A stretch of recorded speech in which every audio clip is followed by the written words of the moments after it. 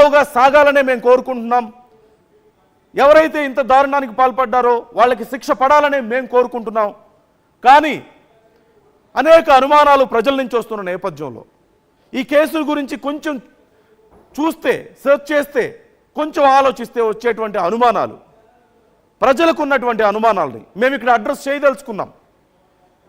కేసులో ఉన్నటువంటి సంక్లిష్టతని మేము ఎక్స్ప్లెయిన్ చేయదలుచుకున్నాం. కేసులో సాధారణ ప్రజలకు అర్థం కాని చాలా విషయాలని మేము ఎక్స్ప్లెయిన్ చేయదలుచుకున్నాం. విచారణని డిస్టర్బ్ చేయట్లేదు, విచారణని మేము గౌరవిస్తున్నాం. వీలైనంత త్వరగా విచారణ జరగాలని, అందుకు మా బాధ్యతగా, మా వంతుగా మేము కూడా ఒక మీడియా ఛానల్గా మేము కూడా సపోర్ట్ చేయదలుచుకున్నాం. దాంట్లో భాగంగానే ఈ కార్యక్రమం, ఇలాంటి ఎన్నో కార్యక్రమాలు, ఎన్నో ప్రశ్నల్ని తెర మీదకు తీసుకొస్తున్నాం. సో ఒకసారి కిషోర్తో మాట్లాడదాం. కిషోర్, ప్రస్తుతం అసలు విచారణ ఎంతవరకు వచ్చింది? ప్రజెంట్ కండిషన్ ఏంటి కేసుకు సంబంధించి? పోలీసు బలగాలు ఇక్కడికి చేరుకోవడం జరిగింది. గత 3 రోజులుగా కూడా ఇక్కడే ఎస్పీ మకాం వేసి పూర్తి స్థాయిలో విద్యార్థికి సంబంధించినటువంటి మిస్టరీ మర్డర్ గానే మారినటువంటి నేపథ్యంలో అటు పూర్తిగా వారి వద్ద ఆధారాలు ఉన్నాయన్నటువంటి విషయాన్ని డిఐజీ గత 2 రోజుల క్రితం స్పష్టం చేయడం. అయితే ఎక్కడ వీళ్లకు కొంత క్లూ దొరికితే మాత్రం ఖచ్చితంగా నిందితుడు ఎవడు, హంతకుడు ఎవడు అన్నటువంటి విషయం బయటపడేది. కానీ ఇక్కడ ట్విస్ట్ ఏంటంటే ఇక్కడ ప్రతిదీ కూడా అనుమానాస్పదమే, ప్రతిదీ కూడా ప్రశ్నార్థకంగానే మారిందనే చెప్పాలి. ఏదైతే ఇంటర్ విద్య చేస్తున్నటువంటి విద్యార్థిని హత్య చేసింది ఎవరో అసలు ఇప్పటి వరకు కూడా క్లూ దొరకని పరిస్థితి. అంటే ప్రియుడు ఒక రకంగా అన్నా కాదన్నటువంటి విషయం కొంత విచారణలో తెలిసినటువంటి అంశం. ఇక హత్య చేసింది ఎవరై ఉంటారు అంటే ఇది బయట వ్యక్తుల పైన, లేకుంటే కిరాయి హంతకులు చేసి ఉంటారా అన్నటువంటి అనుమానం కూడా బలంగా వినిపిస్తున్న పరిస్థితి. అంటే ఇది ఒక రకంగా పరువు హత్య లేదా సుపారీ గ్యాంగ్ పని అనేది కూడా కొంత అనుమానాలు రేకెత్తిస్తున్నటువంటి అంశం ప్రధానంగా. అంటే పలు రకాల ప్రశ్నలు కూడా ఇక్కడ లేవనెత్తుతున్నటువంటి అంశం. ఎందుకంటే ఇక్కడ తను 12 గంటల ప్రాంతంలో రంగనాథ మంటపంలో ఉందన్నటువంటి విషయం పురావస్తు శాఖ అధికారులకు బ్యాగు దొరికిందన్నటువంటి విషయం చెప్తున్నారు. అయితే అక్కడ డెడ్ బాడీ ఎవరు చూశారు? ఆ డెడ్ బాడీ చూసింది బంధువులేనా? బంధువులు చూసింటే ఎవరికి సమాచారం ఇచ్చారు? అసలు అక్కడ డెడ్ బాడీ ఉందన్నటువంటి విషయం ఎలా తెలిసింది? ఇవన్నీ కూడా అంటే కొంత ఇక్కడ ఏం జరుగుతుందంటే నందు, ఏదైతే హత్య చేసిందో ఒక చోట, ఆ తర్వాత ఆ యువతిని తీసుకెళ్లి కొంత అక్కడ సంఘటనా స్థలంలో వేశారన్నది కొంత అనుమానాన్ని కూడా రేకెత్తిస్తున్నటువంటి అంశం. అంటే పలు రకాల అనుమానాలు, పలు రకాల ప్రశ్నలే ఇక్కడ ప్రధానంగా కనిపిస్తున్న పరిస్థితి కనిపిస్తుంది. ఎందుకంటే కిషోర్, నిన్న ఆర్టీవీతో మాట్లాడిన తర్వాత సురేంద్రని అలాగే యువతి మదర్ని ఇద్దరిని కూడా పోలీసులు విచారించినట్లుగా తెలుస్తుంది. సురేంద్రని మనం అడిగాం, మరి మీ మీద ఇన్ని అనుమానాలు వస్తున్నాయి, ఇంత పెద్ద గందరగోళం నడుస్తుంది, మిమ్మల్ని విచారించారా పోలీసులు? ఏం జరిగింది విచారణ అంటే, లేదు నన్ను విచారించలేదు అని చెప్పారు. మనతో నిన్న మాట్లాడిన తర్వాత ఈవినింగ్ కల్లా పోలీసులు వచ్చి వారిద్దరిని తీసుకెళ్లి విచారించినట్లుగా తెలుస్తుంది. సో ఈ విచారణ సంబంధించి డీటెయిల్స్ ఏమైనా తెలుస్తున్నాయా? పోలీసులు ఏం క్వశ్చన్ చేశారు అనేది ఏమైనా తెలుస్తుందా? అలాగే సురేంద్ర అడిగేది ఏంటంటే, నా సీసీ ఫోటోస్ ఎందుకు రిలీజ్ చేయడం లేదు అని అడుగుతున్నారు. దానికి సంబంధించి ఏమైనా డీటెయిల్స్ తెలుస్తున్నాయా? కొంత ఇక్కడ అనుమానించదగ్గ విషయం ఒకటి ఉంది నందు. ఎందుకంటే సురేంద్ర వచ్చాడు, 45 నిమిషాల పాటు ఇక్కడ ఉన్నాడు. 45 నిమిషాల పాటు కూడా తన చెల్లెలు ఫోటో చూపించి అందరినీ అడిగాడు, ఆ తర్వాత వెళ్ళిపోయాడు. అంటే ఇక్కడ ఈ 45 నిమిషాల పాటు తను ఫోటో చూపించి అక్కడ వెళ్ళిపోయాడా, లేకుంటే మరేదైనా కారణాలు ఉన్నాయన్నటువంటి కోణంలో అటు పోలీసులు పూర్తి స్థాయిలో అనుమానాలు వ్యక్తం చేస్తున్నప్పటికీ, ఎందుకంటే సురేంద్ర ఎవరెవరితో మాట్లాడాడు అన్నటువంటి విషయం పైన కూడా అటు పూర్తి స్థాయిలో అనుమానాలు వ్యక్తం చేస్తున్నారు పోలీసులు. ఆ దిశగా విచారణలో భాగంగా మన ఆర్టీవీకి నిన్న ఉదయం ఆయన లైవ్ లో మాట్లాడడం జరిగింది. లైవ్ లో మాట్లాడినప్పుడు కూడా తాను సొంత చెల్లిని ఎవరైనా చంపుకుంటారా, అలా చంపుకుంటారా, కిరాతకంగా హత్య చేస్తారన్నటువంటి విషయం కూడా చెప్పడం జరిగింది. అయితే ఇక్కడ ప్రధానమైనటువంటి అంశం ఏంటంటే, వీరిని వెంబడించినటువంటి ఒక వ్యక్తి కూడా ఉన్నాడనేది కొంత అనుమానం తగ్గ విషయం.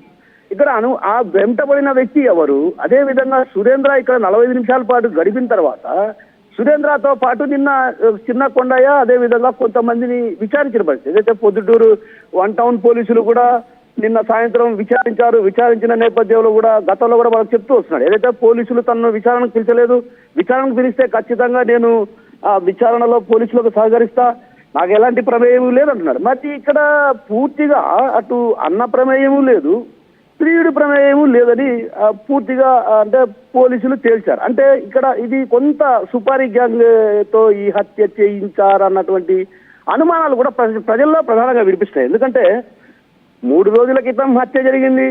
అది హత్య జరిగిన తర్వాత ఇప్పటి వరకు కూడా కొంత క్లూస్, అంటే ఒక రకంగా ఇది గండికోట పర్యాటక ప్రాంతం కాబట్టి ఎక్కువగా ఇక్కడ జనాలు అంత పెద్దగా రారు. ఎందుకంటే వీకెండ్ టైంలోనే జనాల తాకిడి ఎక్కువ ఉంటుంది. సాధారణంగా మనము స్కూల్స్ ఉన్నాయి, అదేవిధంగా కాలేజీలు ఉన్నాయి కాబట్టి ఎవరు అంత పెద్దగా ఇక్కడికి రావడానికి సాహసించారు. అయితే ఇక్కడ ఒక ప్రధానమైనటువంటి అంశం, మనకు అనుమానాన్ని బలంగా రేకెత్తిస్తున్నటువంటి అంశం ఏదైతే ప్రజల్లో కూడా ఇది బలమైన అనుమానం. ఇక్కడ రంగనాథ స్వామి ఆలయం ప్రాంగణంలో బ్యాగ్ గుర్తించారు. బాడీ ఒక చోటు ఉంది, బ్యాగ్ ఒక చోటు ఉంది. అంటే ఖచ్చితంగా ఈ రంగనాథ స్వామి ఆలయంలోనే ఏదో జరిగిందన్నది పలు రకాల అనుమానాలకు కూడా దారితీసిన పరిస్థితి. అంటే ఇక్కడ హత్య చేశారా లేకుంటే ఏందన్నటువంటి విషయం పైన కూడా పలు రకాల అనుమానాలు దారితీసిన పరిస్థితి. మరొక ముఖ్యమైన అంశం, మొదటి నుంచి కూడా ఉన్న అనుమానమే, ఈ ఇద్దరే కాదు, అన్నా ప్రియుడే కాకుండా ఖచ్చితంగా 3వ వ్యక్తి ఇన్వాల్వ్మెంట్ ఉండే అవకాశం ఎక్కువగా ఉంది. పరిస్థితులు చూస్తుంటే అక్కడ జరిగినటువంటి ఈ హత్య జరిగినటువంటి విధానం చూసినా సరే, ఓవరాల్గా టైం చూసినా సరే, సో అదే ఈ ఊరికి సంబంధించిన రాజకీయంగా ఒక పార్టీతో అసోసియేట్ అయిన ఒక వ్యక్తి పేరు తెర మీదకి వచ్చింది. పోలీసులు ఆ వ్యక్తి యొక్క అక్కడ సరౌండింగ్స్లో ఎవరెవరు ఉన్నారు అనే కోణంలో విచారిస్తున్నప్పుడు ఆ వ్యక్తితో పాటు మరొక 3 కూడా అక్కడ ఉన్నారని సిగ్నల్ ట్రేసింగ్లో బయటపడ్డది ఈ విషయం అంటూ తెలుస్తోంది. డీటెయిల్స్ ఏంటి? స్థానికంగా ఉన్నటువంటి వ్యక్తే, వాళ్ళకి తెలిసిన వ్యక్తి అని కూడా తెలుస్తుంది.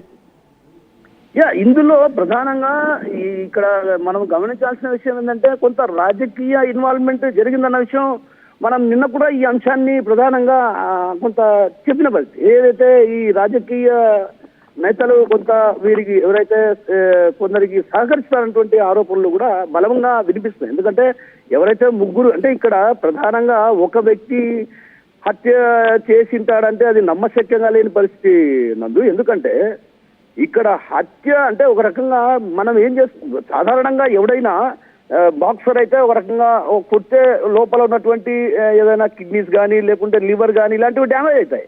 అంటే ఎంత కసితో, అంటే ఒక రకంగా అంత కసి లేకుంటే ఆ విద్యార్థిని ఆ స్థాయిలో, అంటే లివర్ దెబ్బ తినే స్థాయిలో పిడిగుద్దులు గుద్దారంటే మనం అక్కడ ఎంత కసి లేకుంటే ఆ స్థాయిలో చంపారనేది కొంత ప్రజల్లో కూడా ఇది తుడుస్తున్నటువంటి అంశం. ఎందుకంటే మొదటేమో గాయాలు లేవు, గోకుడు గాయాలు గీకుడు గాయాలు అన్నారు. ఆ తర్వాత ఆర్టీవీనే ప్రధానంగా చెప్పింది ఒంటిపై గాయాలు ఉన్నటువంటి విషయాన్ని కూడా మనం 2 రోజుల కిందటే ఈ విషయాన్ని స్పష్టం చేయడం జరిగింది. ఆ ఒంటిపై గాయాలు ఉన్నటువంటి విషయం 2 రోజుల కిందటే మనం స్పష్టం చేయడం జరిగింది.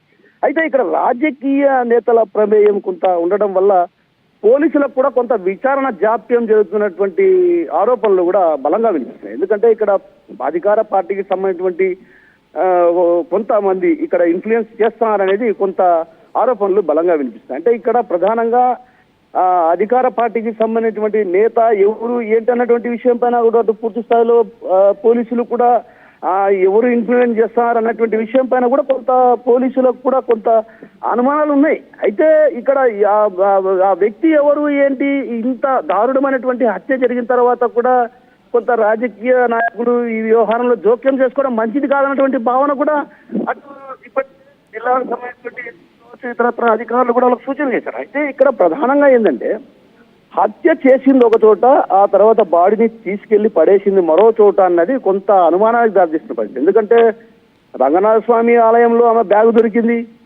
ఆ తర్వాత ఒక చోట చుండి పడింది, బట్టలు అంటే వ్యవస్థగా పడి ఉన్నారు, అంటే పడేశారు, అక్కడ పడేసి లేరు. అంటే సాధారణంగా స్పాట్ లో కూడా మనం మొన్న గ్రౌండ్ రిపోర్ట్ ఇచ్చాం. గ్రౌండ్ రిపోర్ట్ లో కూడా ఎక్కడా కూడా ఒకవేళ అక్కడ హత్య చేసి ఉంటే మాత్రం ఖచ్చితంగా పెనుగులాటో ఏదో ఒకటి జరిగి ఉంటుంది.